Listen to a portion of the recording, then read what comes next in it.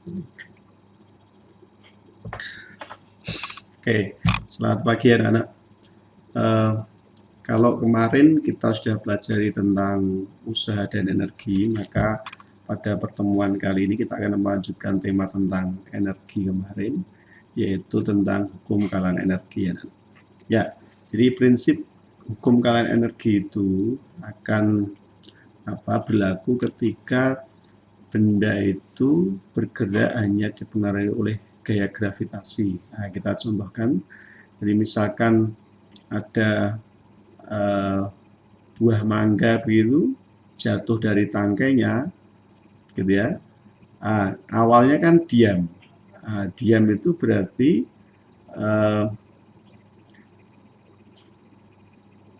benda tersebut atau mangga tersebut tidak punya energi kinetik, tetapi karena berada pada ketinggian tertentu dari tanah, maka mangga tersebut memiliki energi potensial, gitu ya.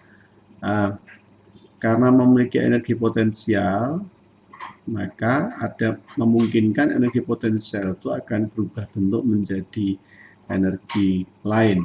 Nah, contohnya menjadi energi kinetik. Maka ketika buah mangga itu misalkan diberi gangguan begitu, maka memungkinkan dia jatuh. Jadi di posisi awal di sini itu energi kinetiknya 0 begitu, tetapi energi potensialnya maksimum. Misalkan kita aja energi potensialnya misalkan 100 Joule begitu ya.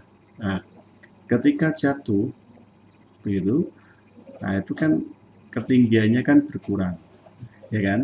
Nah, karena ketinggiannya berkurang, pasti yang berkurang energi apanya nih, anak?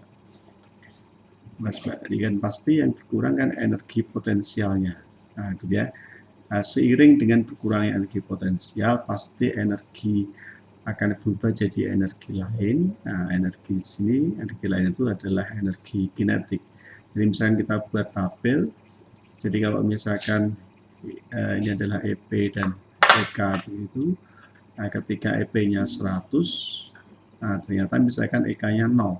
Ketika EP-nya 20, maka saat itu EK-nya menjadi 80 begitu. Kemudian ketika sampai tanah, nah, gitu. Jadi kalau mangga ini sudah sampai tepat menyentuh tanah, berarti kan energi potensialnya kan 0. Gitu ya. Maka saat itu seluruh energi potensial sudah berubah menjadi energi kinetik. Jadi energi kinetiknya 100. Nah, ini menunjukkan bahwa ketika buah mangga ini bergerak, buah mangga ini pada buah mangga hanya bekerja gaya gravitasi.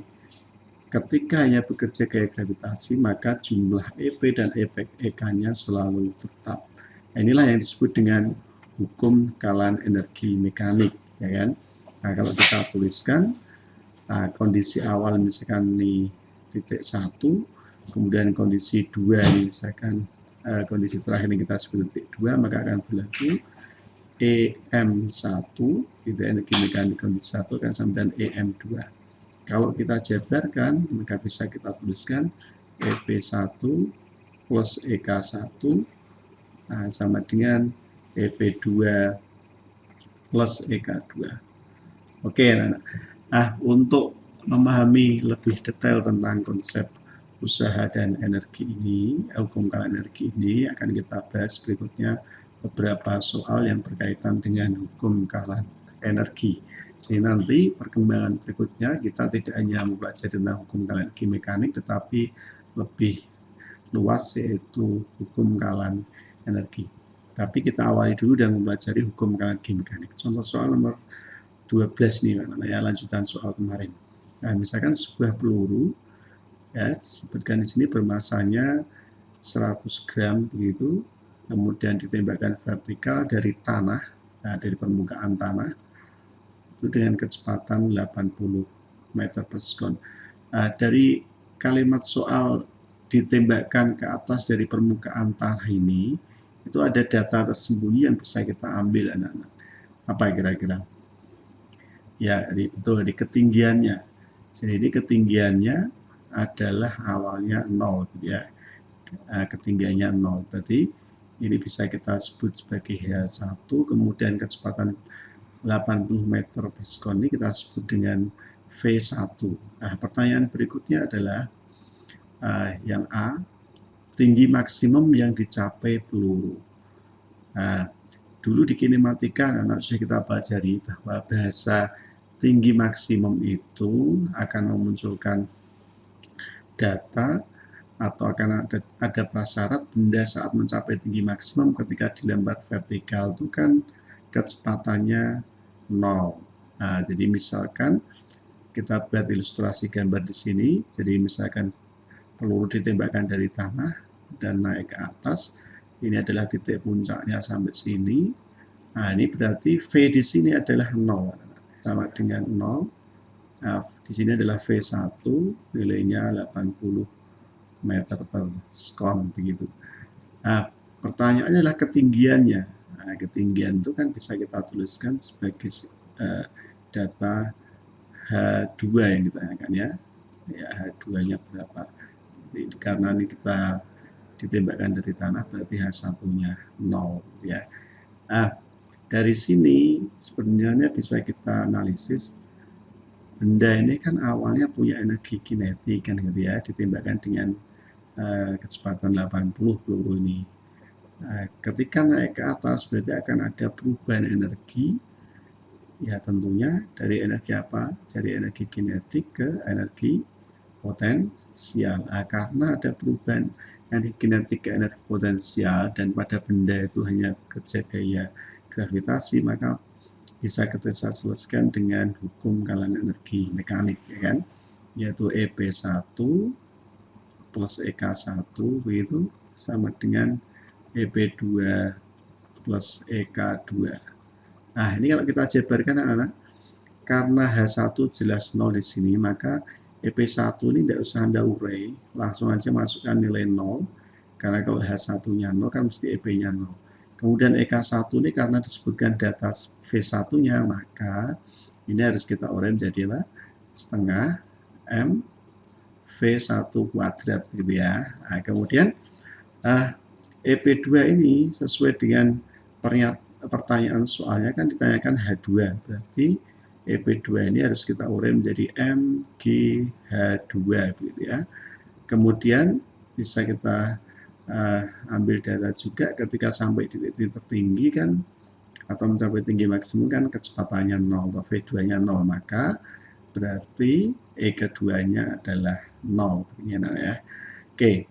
Nah, terus kita tinggal sederhanakan persamaan ini. Bisa Anda lihat ruas kiri ada variabel M, ruas kanan juga ada M, maka bisa kita sederhanakan, kita coret dua variabel ini sehingga nanti tinggal setengah kali 80 kuadrat gitu sama dengan 10 kali H2.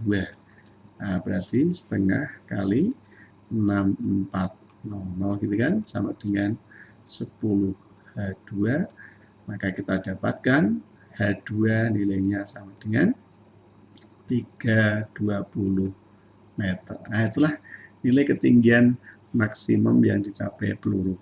Kemudian pertanyaan B, nah, bisa Anda lihat. Energi peluru di titik tertinggi. Energi peluru di titik tertinggi. Nah, pengertian energi di sini berarti bisa energi kinetik, bisa energi potensial, atau jumlah energi kinetik dan energi potensial, atau tepatnya disebut dengan energi mekanik. Kita tahu bahwa ketika titik tertinggi itu kan energi kinetiknya kan mesti 0, ya kan? EK2-nya kan 0, ya. Berarti kalau tanyakan energi kinetik, energi peluru titik tertinggi berarti sama saja mencari energi potensialnya, ya kan? Karena energi kinetiknya kan 0, berarti EP2-nya. EP2 kan mg kali H2 gitu ya. Berarti ini tinggal kita masukkan data yang ada. M-nya adalah 100 gram, kalau jadian kilogram kan 0,1 kali G-nya 10, kemudian H2-nya sudah kita cari di pertanyaan apa dia 320 meter ya kan. Nah, maka kita dapatkan EP2-nya adalah 320 Joule gitu. Oke. Berikutnya masuk nomor C ya. Pertanyaan adalah energi kinetik peluru saat ketinggiannya 40 meter. Berarti kondisi keduanya itu saat di ketinggian 40 meter. Berarti ini kan data yang kita dapatkan kan H2. Ya, H1-nya kita pakai yang kondisi awal tadi, yaitu di ketinggian 0 ya kan, dari tanah atau H1-nya 0. Maka bisa kita selesaikan menggunakan hukum energi mekanik juga kan ini. Berarti tinggal tuliskan EP1 plus EK1 ya, sama dengan EP2 plus EK2.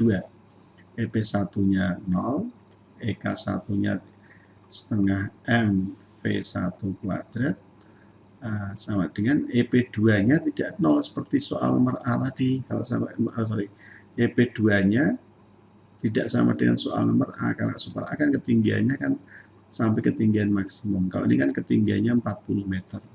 Ya, kita tuliskan dulu MGH2 gitu. Terus anak-anak, EK2-nya tidak perlu dijabarkan ya, seperti EK1 di soal nomor 1 yang nomor B ini, karena yang nomor A maksud saya, karena kan pertanyaan di C-nya ini kan yang ditanyakan kan energi kinetiknya ya kan. Maka ini kita cukup tuliskan EK2, tidak perlu dijabarkan. EK2 begitu. Ini yang ditanyakan. Tinggal kita masukkan angkanya, karena di ruas kanan ada M, di ruas kiri ada M, tetapi kan ini ada tanda penjumlahan plus EK. Nah, berarti setiap sukunya tidak ada M ya kan, maka M di sini tidak boleh kita coret anak-anak. Beda dengan soal yang nomor A tadi, ya kan, ruas kiri dan kanannya setiap ruasnya ada M. Tapi ini kan ada 3 suku, ya toh, yang ada M-nya hanya 2 suku, yang suku terakhir yang EK2 kan tidak ada M-nya, maka M di sini tidak bisa kita hilangkan. Maka tinggal kita masukkan nilai-nilainya, yaitu setengah M-nya 0,1 kali V1 kuadratnya 80 kuadrat sama dengan 0,1 kali 10 kali H2-nya 40 gitu, plus EK2. Ini. Oke, berarti ini akan kita dapatkan 0,05 gitu kali 640, 6.400 menurut saya sama dengan 40 plus EK2. 0,05 kali 6.400 kan 320 ya kan, sama dengan 40 plus EK2, maka akan kita dapatkan energi kinetiknya adalah ya 280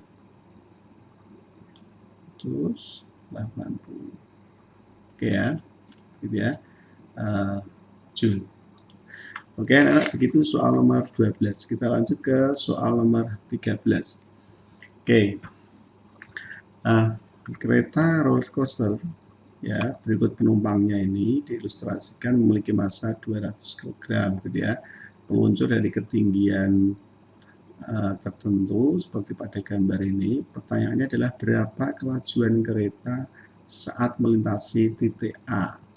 Saat di sini nih, saat melintasi titik A. Ini dengan anggapan berarti ketika di titik awalnya ini V-nya atau kecepatannya dianggap sama dengan 0. Pertanyaannya sekali lagi adalah V di titik A ini berapa? V di titik A ini. Maka kondisi ini yang awalnya kita sebut misalnya kondisi 1, yang ini kondisi 2 gitu, maka yang ditanyakan adalah V2 berarti ya kan. Cukup kita selesaikan dengan hukum energi mekanik seperti tadi, yaitu EP1 plus EK1 sama dengan EP2 plus EK2 ya. Oke, nah EP1-nya kita jabarkan karena yang disebutkan adalah H1, maka ini adalah M GH1 plus EK1-nya berarti 0, karena kecepatan V1 kan 0 kan, akan sama dengan EP2-nya berarti MGH2. Ini ketinggian titik 2 kan 5 meter ini. Tinggal pertanyaannya adalah kelajuannya, maka EK2-nya ini harus kita jabarkan. Jadi setengah M V2 kuadrat. Nah, ini anak-anak bisa Anda lihat, setiap suku ada M-nya ini ya. Ada M-nya, maka bisa kita hilangkan aja ini. Oke, maka tinggal kita masukkan data yang ada ini 10, H1-nya 15, sama dengan 10, H2-nya 5 gitu, plus setengah V2 kuadrat.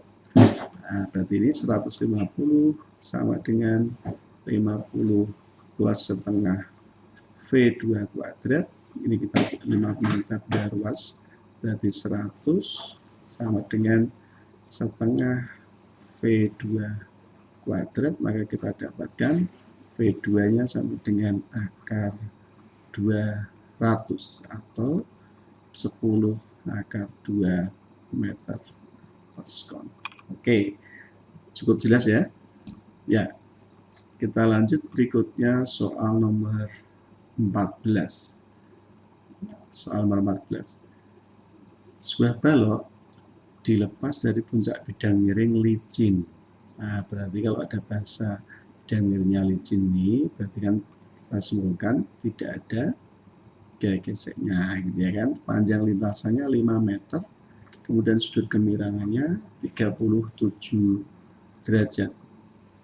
Nah, pertanyaan adalah tentukan kelajuan balok saat sampai di dasar bidang. Untuk mempermudah menganalisa, kita pakai bantuan gambar dulu biar lebih mudah kita cermati. Jadi bola ini dilepas dari, atau balok ini dilepas dari puncak bidang miring di sini ya. Oke, sini. Kemudian ini panjang lintasan bidang miring itu 5 meter. 5 meter. Kemudian sudut kemiringannya ini adalah 37. Nah, seperti itu. Pertanyaan adalah V di sini. V di dasar ini berapa V-nya ini? Nah, kalau titik awalnya ini kita sebutkan titik 1, berarti di dasar bidang miring ini berarti sebagai titik 2. Terus pertanyaannya berarti adalah V2-nya ini berapa? Ya, begini untuk menganalisanya. Coba kita perhatikan ketika balok itu di puncak bidang miring, kan dia berada pada ketinggian tertentu dari dasar bidang, gitu.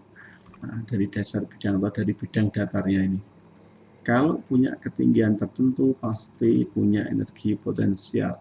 Ketika turun, ya kan, energi potensialnya berkurang, jadi energi kinetik. Maka terjadi perubahan energi dari energi potensial jadi energi kinetik. Kalau terjadi perubahan hanya energi potensial jadi energi kinetik itu, maka berlaku hukum kekanan energi mekanik. Beda nanti akan berbeda ketika bidang miring nanti ini kasar. Nah, kalau kasar berarti kan tidak hanya energi potensial itu tidak hanya berubah jadi energi kinetik kan, jadi bisa berubah jadi energi panas dan energi bunyi karena ada gesek kan. Kalau ada benda bergesekan itu kan pasti bisa muncul bunyi atau bisa muncul panas dan atau keduanya, gitu ya. Oke, nah, karena ini dia diasumsikan bidang miring licin berarti tidak ada gaya gesek, berarti pada benda hanya bekerja gaya gravitasi atau gaya berat, maka akan berlaku sekali lagi berlaku hukum kekalan energi mekanik. Maka pertanyaan ini bisa kita selesaikan dengan hukum kekalan energi mekanik kan. Jadi EP1 plus EK1 sama dengan EP2 plus EK2 gitu. Nah, masalah pertama adalah EP1 ini kan MGH. Nah, gitu ya. MGH1.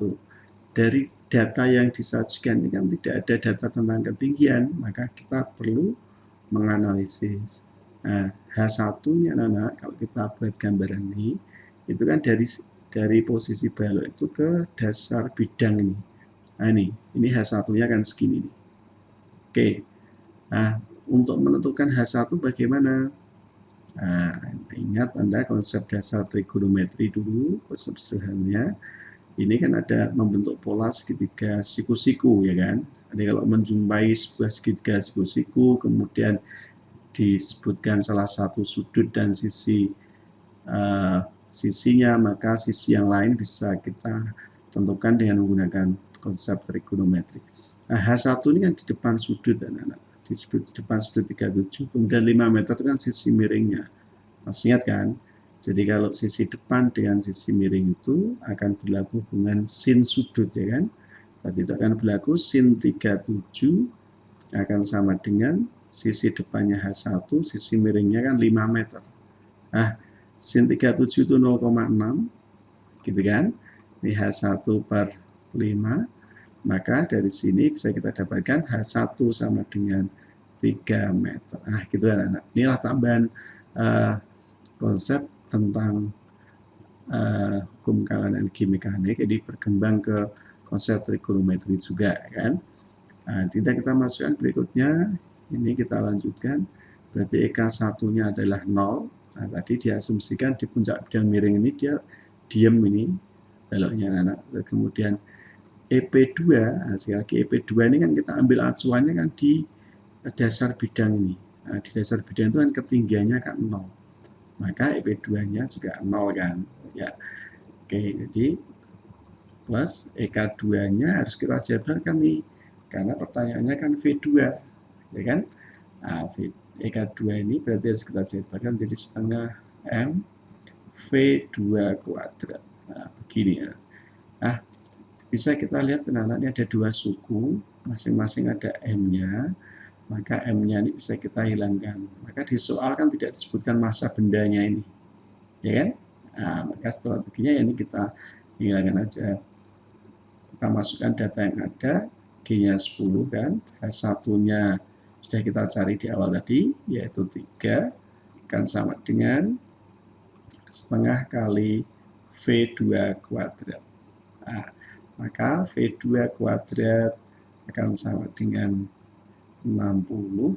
Nah, berarti V2-nya bisa kita dapatkan yaitu akar 60 meter per sekon. Oke, ya, nah.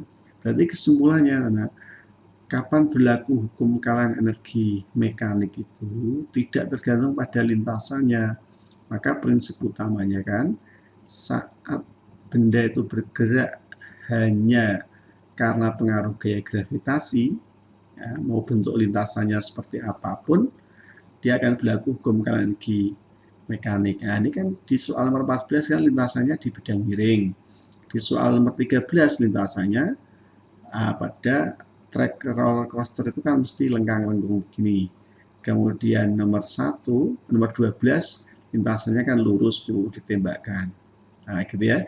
Jadi sekali lagi hukum kalan energi mekanik itu tidak tergantung pada bentuk lintasan, asal itu ditinjau bahwa pada benda itu hanya berlaku gaya gravitasi seperti di roller coaster ini, ya berarti dengan menggunakan penyederhanaan gaya geseknya diabaikan, gitu loh. Gaya geseknya diabaikan, berarti roller coaster ini bergetar, roller coaster ini bergerak hanya karena adanya gaya gravitasi. Oke, anak-anak, semakin menarik. Selanjutnya adalah persoalan nomor 15 ini. Ini adalah sistem balistik, anak-anak. Jadi kalau di di dalam kehidupan sehari-hari itu kita kenal atau kita dengar ada istilah uji balistik, ya, uji balistik peluru. Itu ya peluru itu ditembakkan ke bandul, ya, dari bahan yang bisa menahan peluru, tidak tertembus peluru, kemudian bandul ini berayun begitu. Nah, dengan mengukur sudut ayunan bandul ini, ya, maka akan bisa ditentukan berapakah kecepatan peluru itu. Nah, oke, coba akan kita terapkan konsep sederhana ini, menentukan kecepatan peluru ini, ya, dengan menggunakan hukum kalan energi mekanik. Sekali lagi, anak-anak, hukum kalan energi mekanik tidak tergantung pada jenis lintasan benda, tapi hanya karena faktor apakah ketika benda bergerak itu ada gaya lain selain gaya gravitasi atau tidak. Coba Anda cermati ketika peluru ditembakkan ke balok, kemudian bersarang di dalam balok, kan balok dan peluru berayun ke atas, kan tidak ada gaya apapun selain gaya gravitasi, ya kan? Oke, yuk kita coba analisa.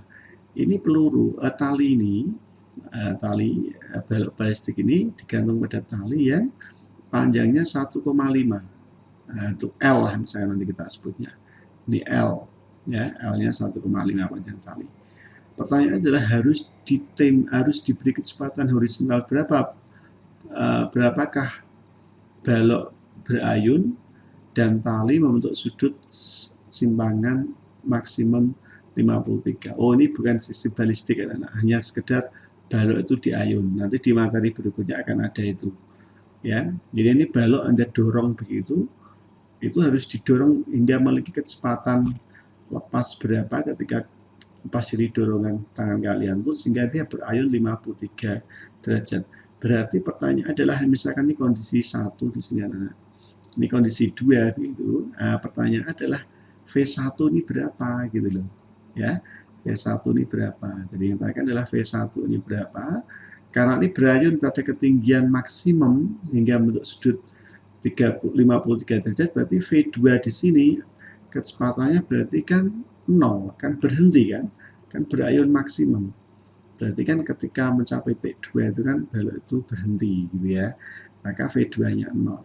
Nah, dari sini anak-anak, untuk mempermudah menganalisa, kita ambil titik acuan terendahnya itu di kondisi balok ketika menggantung ini kita ambil sebagai titik acuan. Nah, begitu anak. Kita ambil sebagai titik acuan. Berarti dari gambar ini ya, jadi kondisi 1 ini kita ambil sebagai titik acuan, maka dari gambaran ini, dari ilustrasi ini berarti kita bisa simpulkan H1-nya kan 0 gitu loh. Ya, titik terendahnya. Sebenarnya H2 yang mana, Mas? Nah, H2-nya segini nih. Nah, ini sebagai H2. Ya kan? Ini sebagai H2. Oke. Bagaimana cara mencari H2-nya ini? Nah, ini ada strategi khusus, anak-anak. Ya, caranya nanti kalau menemui soal tentang balistik seperti ini, ya ada balok digantung kemudian menyimpang, strateginya adalah kita buat pola segitiga siku-siku, apapun nanti pertanyaannya ya, itu mesti nanti langkah awalnya begitu. Coba pola segitiga itu yang kita buat gimana? Tarik garis mendatar dari posisi balok itu ke tali. Nah, ini kita tarik garis mendatar. Nah, gini. Mas perhatikan, ini strateginya ya. Oke. Nah, maka akan bertemu di sini. Ini yang membentuk pola segitiga siku-siku anak sini. Ya, ini pola segitiga sikunya kan ini. Oke, ya. Nah, terus Anda tahu ini keseluruhan itu kan L. Ya kan? Nah, L. Maka H2 itu nanti bisa kita cari yaitu L ya kan? Min mana? Min sekian ini. Ya kan? H2 itu kan sama dengan L itu dikurangi segini nih. Nah, panjang sisi ini kan bentuk pola segitiga siku-siku kan. Panjang sisi ini misalkan saya sebut dengan X. Nah, begitu kan. X ini kan berarti di samping sudut 53. Sedangkan sisi miring ini, sisi miring yang kita buat putus-putusnya sebenarnya kan tali. Panjangnya sudah ketahui. Berarti sisi miringnya sudah ada salah satu sudutnya. X ini kan berada di samping sudut. Nah, samping dengan miring itu pasti kita gunakannya adalah konsep trigonometri kosinus kan. Nah, maka akan berlaku cos 53. Sekali lagi mengapa kok pakai cos? Karena yang akan kita perhitungkan adalah sisi samping dengan sisi miring. Membandingkan sisi samping dengan sisi miring. Karena kita akan cari sisi sampingnya. Di sampingnya di sini kan X gitu ya. Nah, sisi miringnya kan L. Gitu, panjang tali ini yaitu 1,5 gini ya. Nah, terus tinggal kita masukkan cos 53 itu kan 0,6 ya kan, sama dengan X per 1,5. Nah, berarti X-nya akan sama dengan berapa anak? 0,6 kali 1,5 itu berapa? 0,9 betul ya? Ya, 0,9 meter itu X-nya. Sekali lagi dari gambar itu, maka kan perlu kadang kita perlu gambar itu supaya untuk memudahkan analisis, ya kan? Dari gambar ini nilai H2 itu kan akan sama dengan apa? Oke, betul, akan sama dengan L min X, ya kan? L ini seluruh ini dikurangi X ini. Nah, L-nya adalah 1,5, ya kan? Panjang tali itu, min X-nya 0,9. Maka kalau gitu H2-nya adalah 0,6 meter. Nah, gini anak. Sudah, setelah tahu H2, maka selanjutnya kita pakai konsep trigonometri, atau konsep hukum KNQ mekanik, ya kan, itu adalah EP1 plus EK1 sama dengan EP2 plus EK2. Sekali lagi anak, jadi kondisi satunya adalah di sini, kondisi 2-nya di sini. Kondisi 1 H1-nya 0, berarti EP1-nya 0, ya. Plus EK1, karena yang tanyakan adalah V1, maka EK1 ini kita jabarkan menjadi setengah MV1 kuadrat. Ya, akan sama dengan EW2-nya berarti MGH2 plus EK2-nya berarti berapa? Oh, ya ini V2-nya 0. Oh, betul, berarti EK2-nya adalah 0. Sudah ya. Nah, untuk menyederhanakan anak-anak, ini tinggal dua suku gitu, setiap suku ada M, kita coret aja M-nya. Maka walaupun di soal tidak disebutkan massa peluru, massa balok ini, maka akan tetap bisa dicari, ya kan? Nah, coba kalau kalian terpaku tidak menggunakan strategi M-nya buat coret, nanti kan bingung, oh Pak, itu tidak disebutkan masanya. Nah, padahal masanya bisa dihilangkan, ya kan? Oke, lanjut ya. Maka ini jadi setengah kali V1 kuadrat yang ditanyakan sama dengan 10 kali H2-nya 0,6. Oke, anak, berarti ini V1 kuadrat sama dengan 6, ini kan 10 kali 0,6 kan 6. Ruas ini setengah kita pindah ke ruas kanan, berarti kali 2 ya. Berarti sama dengan 12, berarti V1-nya sama dengan akar 12, akar 12 itu sama dengan akar 4 kali 3, berarti 2 akar 3 meter per sekon. Oke, cukup jelas sampai sini anak. Oke, luar biasa. Lanjutnya, ini nomor 16, saya kira mirip dengan tadi, mencari kecepatan di titik terendahnya. Nah, titik satunya di sini. Jadi ketika roller coaster berada di puncak lintasannya ini, di puncak lintasannya ini diasumsikan sama dengan 0. Nah, gitu aja kan.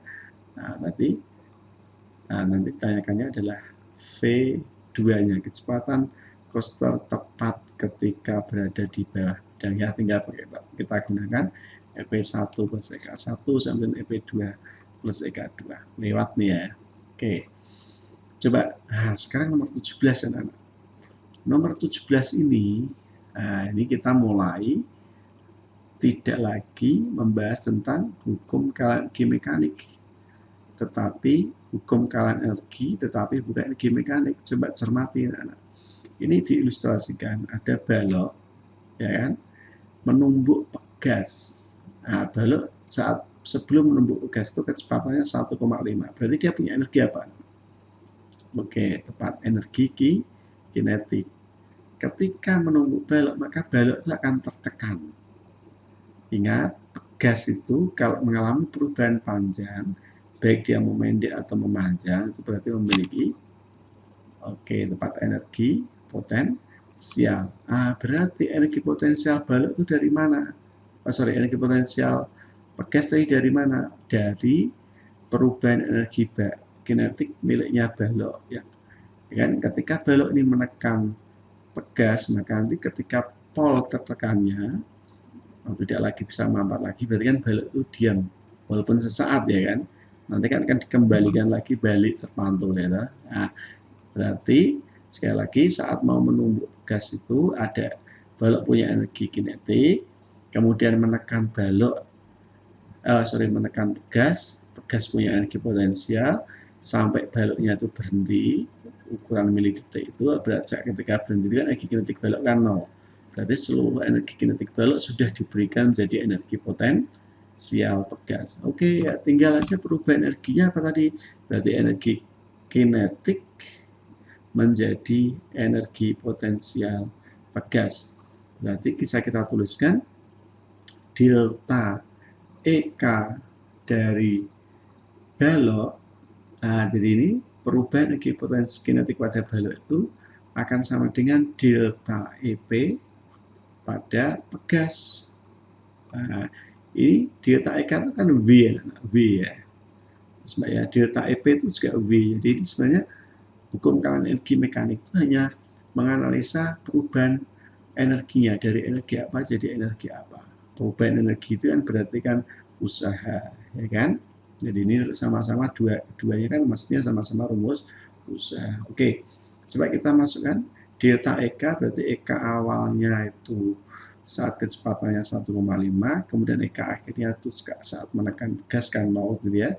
Berarti bisa kita tuliskan ini setengah M, kita jabarkan karena V2-nya disebutkan V1 dan V2-nya, V2-nya berarti 0 ya.